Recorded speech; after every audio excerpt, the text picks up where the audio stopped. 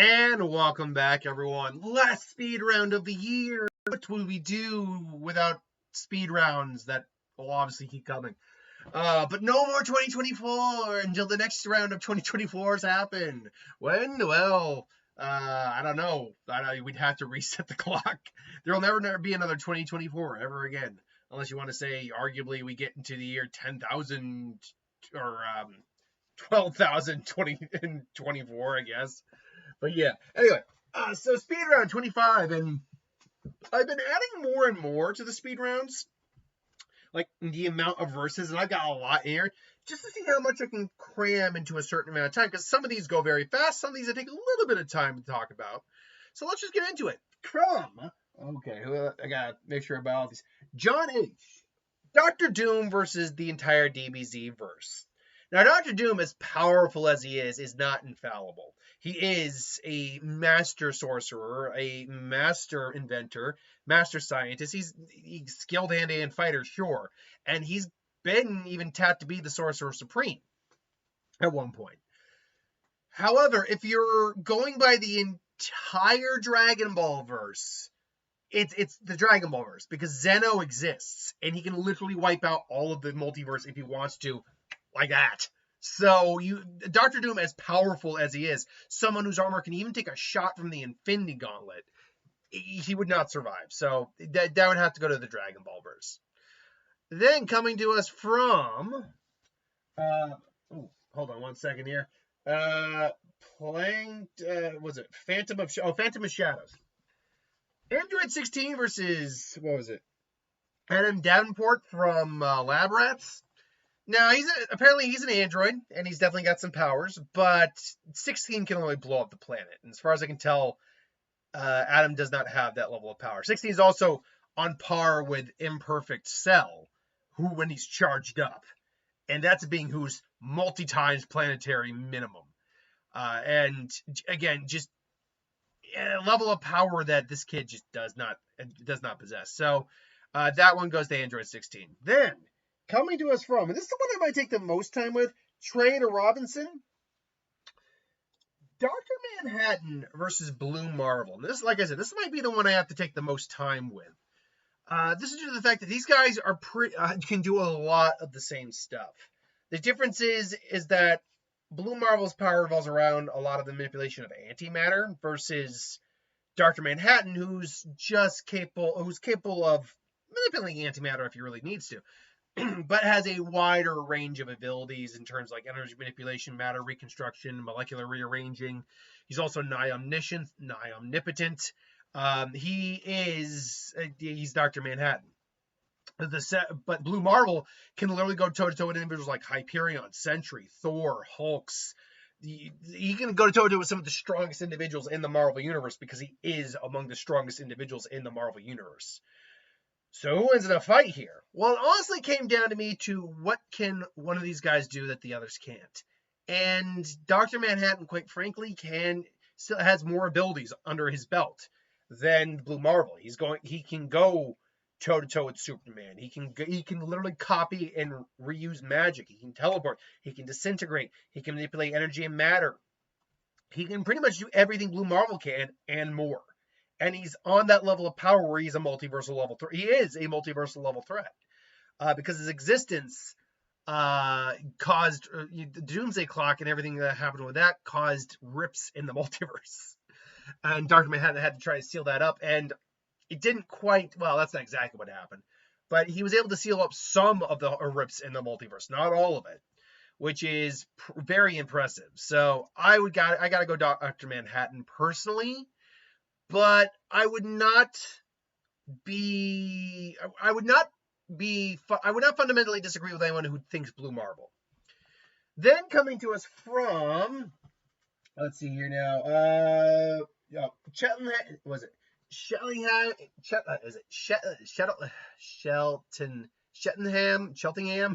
the side of Cheltenham. I don't know how to pronounce that.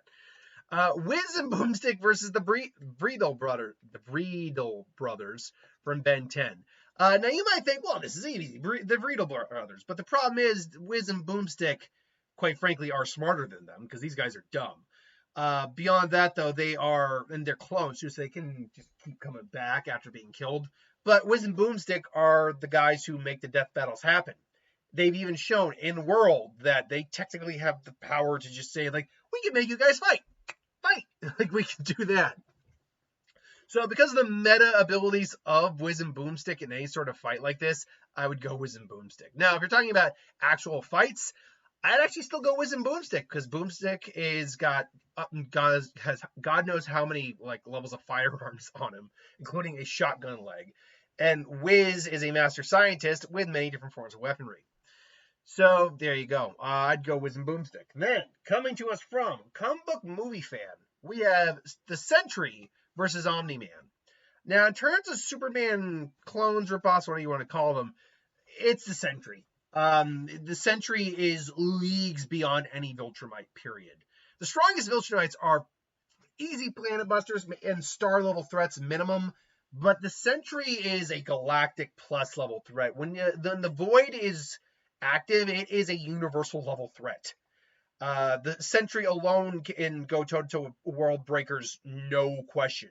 But the Sentry also has matter manipulation on par without a Molecule Man. And no Viltrumite has any sort of immunity to that kind of power, to the best of my knowledge anyway. Plus, if we're just going by stat-wise, both these guys move way faster than the speed of light. But Sentry, I believe, can actually teleport. He has light manipulation. He actually does have telepathy as well. He's basically nigh invulnerable. It would be the Sentry, because worst case scenario happens, the Void gets released, and then everyone is dead. And Omni-Man, for all of his power, is not that powerful. So I would go the Sentry. Then, coming to us from Michelle Barnes, Cad Bane versus Jeff the Killer. This goes to Cad Bane. Why?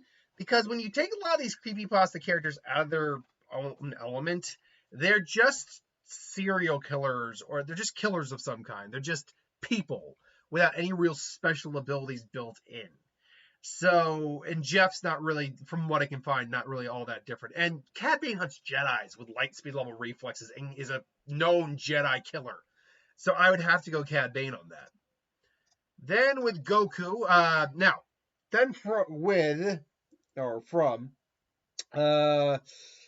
oh god, who gave me this one?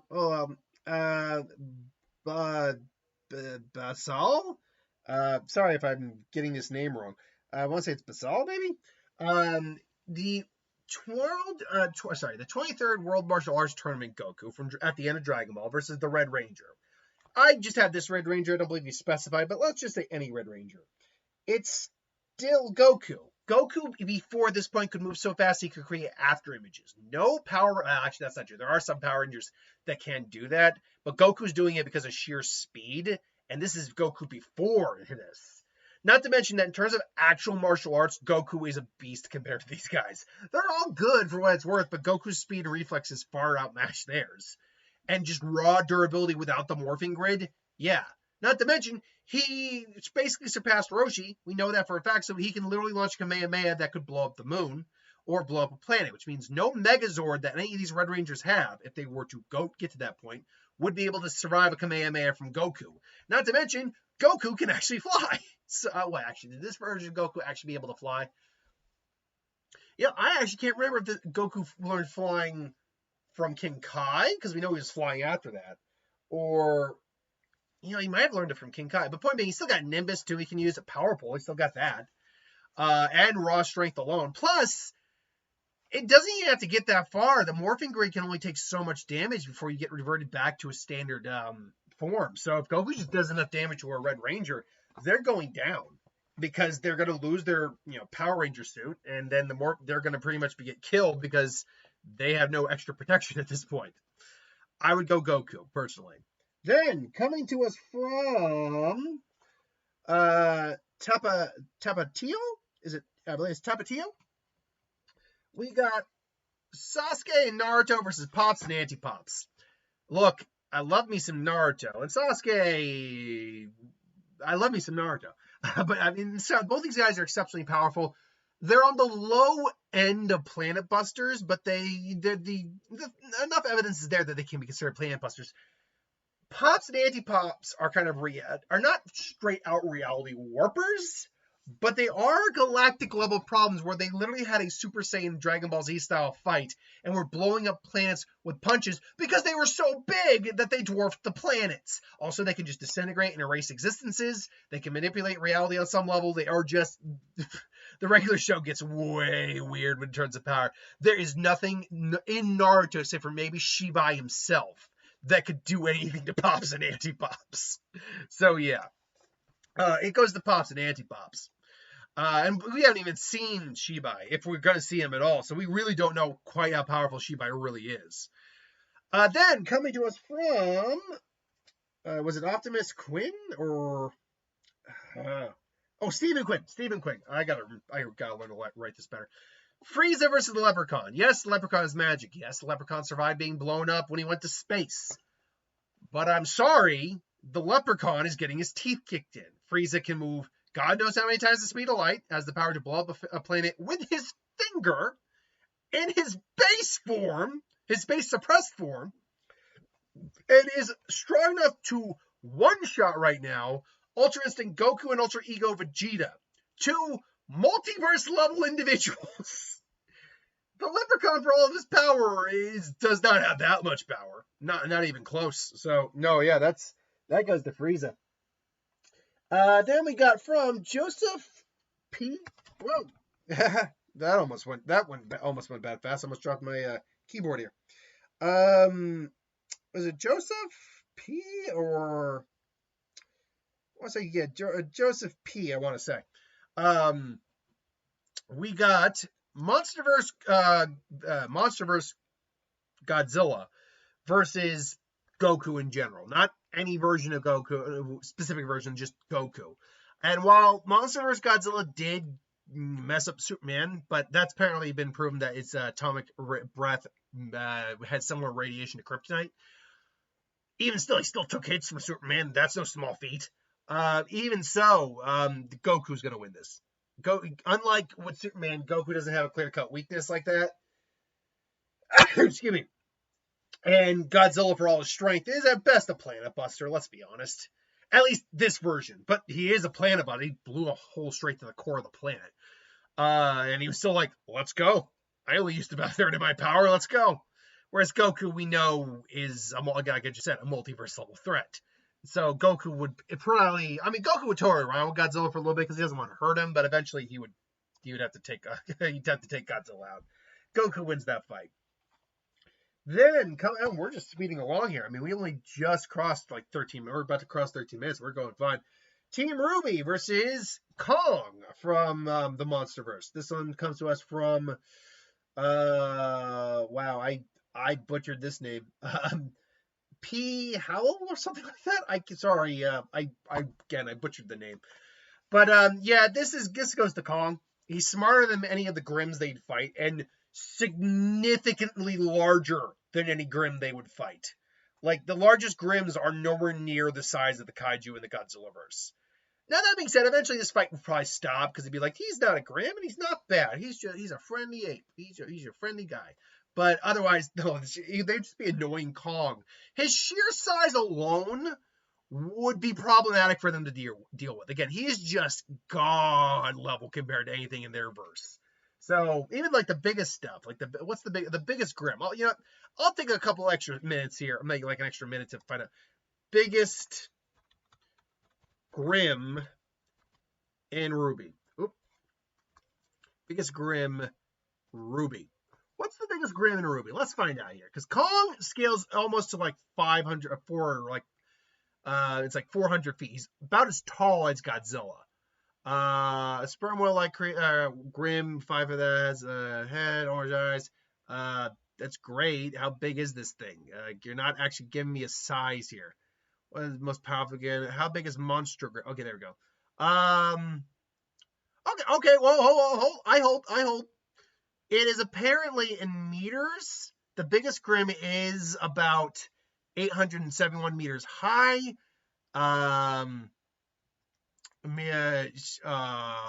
662 meters wide. The Grim is... Oh, no, hold on. No, this Grim is about 675 meters long. Okay, hold on one second. I'm going to see how strong. I mean, this thing is huge and clearly not really capable of being beaten very well by any normal individual. So let me just see what that meters to feet. Hold on. Let me just see what that translates out to. 260, 50, what was it? It's like 6,000, I said 35 or something like that. So to feet, 6,035.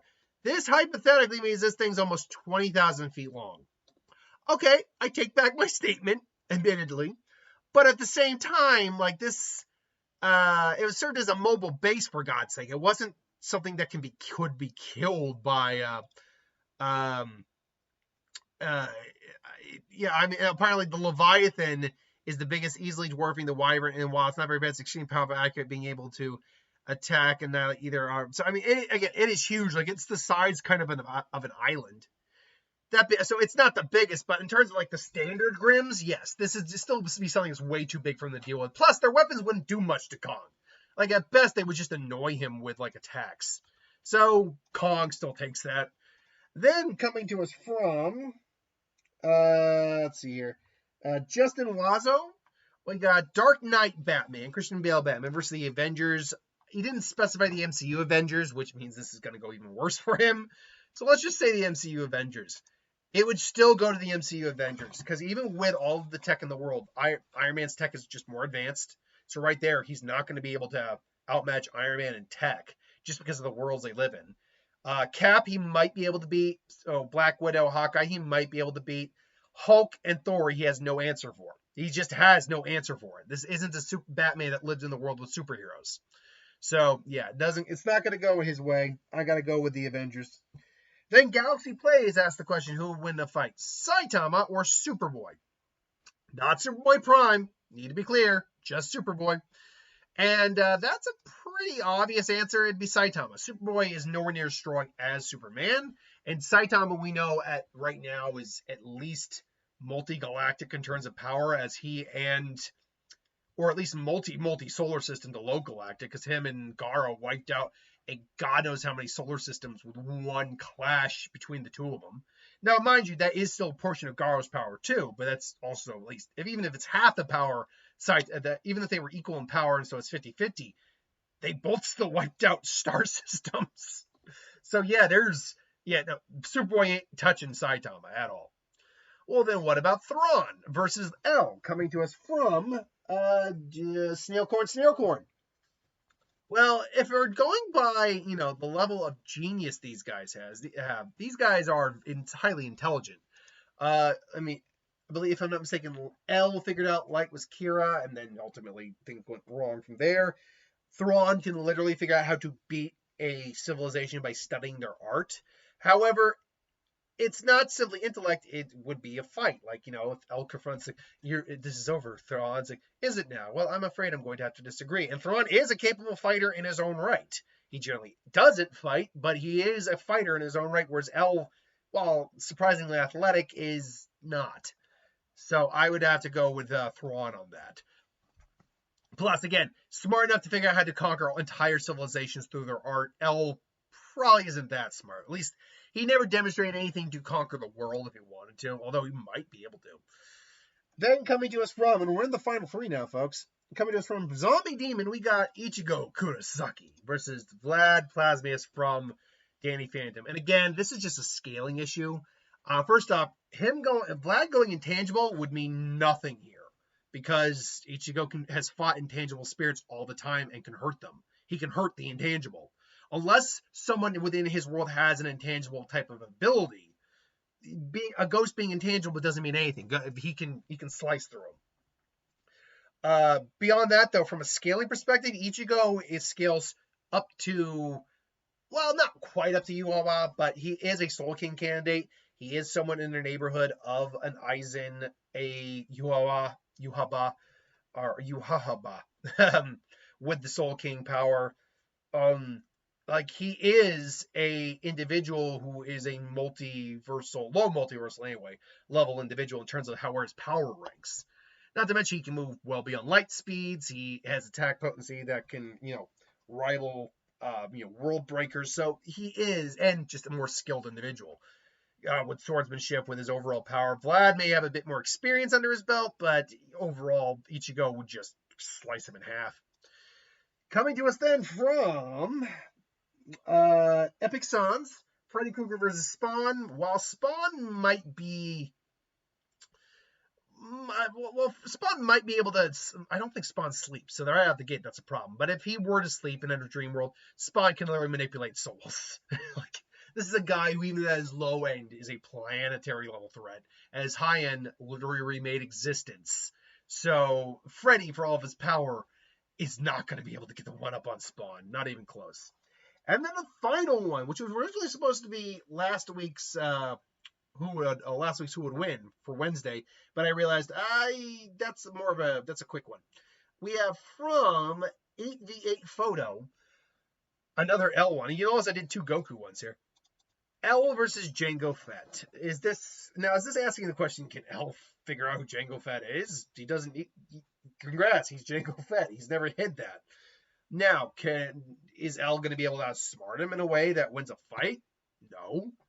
Now, maybe you meant light.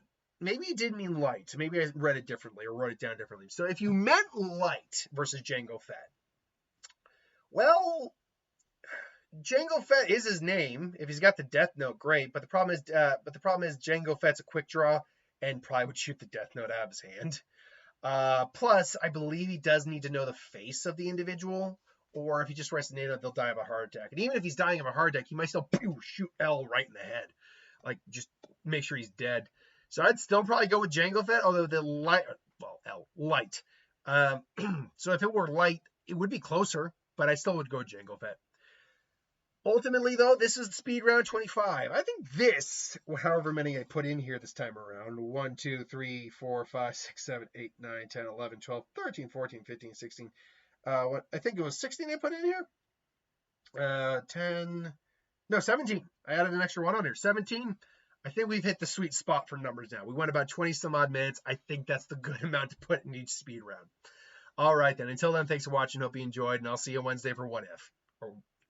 What if I had to remember? What if? Which one? All right. Have a good one, folks.